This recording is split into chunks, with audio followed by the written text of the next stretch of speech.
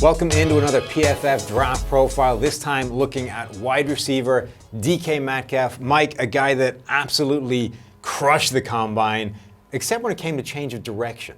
Yes, he definitely will be a limited receiver at the next level. You look at him on paper, 6'4", 228 pounds. You think of a Julio Jones, you think of a true number one wide receiver. I'm not sure if that's who you want him to be. He can be that guy, but to me, he is an elite deep threat. He's an elite downfield threat. Maybe not a possession type receiver, maybe not a complete wide receiver. What he brings to the table in terms of deep ability is rare at the position in the NFL. I mean, his makeup as a prospect is absolutely fascinating because you just don't see comparisons in terms of guys that can run 4.3 at that size, can jump out of the building, have incredible explosiveness, but only in a straight line.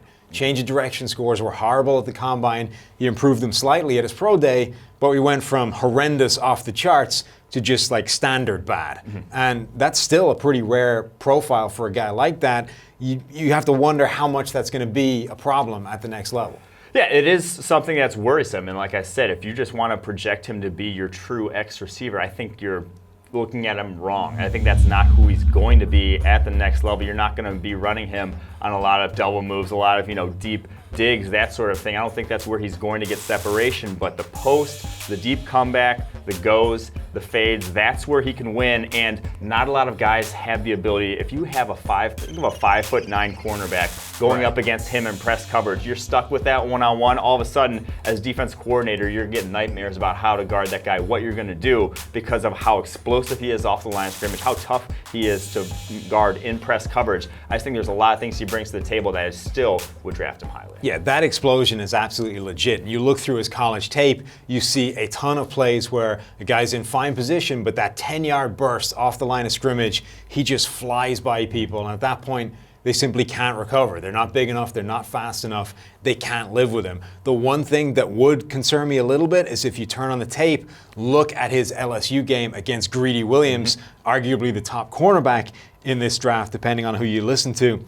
Greedy Williams was maybe the only cornerback who, after 10 yards, that burst was still in front of him. And then Metcalf didn't seem to have an answer. It was like, this isn't supposed to happen. I don't have a backup plan. Yeah, he may struggle against bigger, faster cornerbacks at the next level. There really isn't. He is somewhat limited in his game. He might not be a guy who goes for 100 yards every game. He's the kind of guy who could maybe go for 200 again in one team, and then another team shuts him down at the next level. There may be some inconsistency to his game, kind of like there was in college. Yeah, I guess the bottom line with Metcalf, though, is given the good things that he can do and the stuff that he does bring to the table, it's incumbent upon you as an offense, as a coaching staff, to find a way to make him successful because there's just too much to work with. Yeah, and I push back against the people that say he was wholly unproductive in college.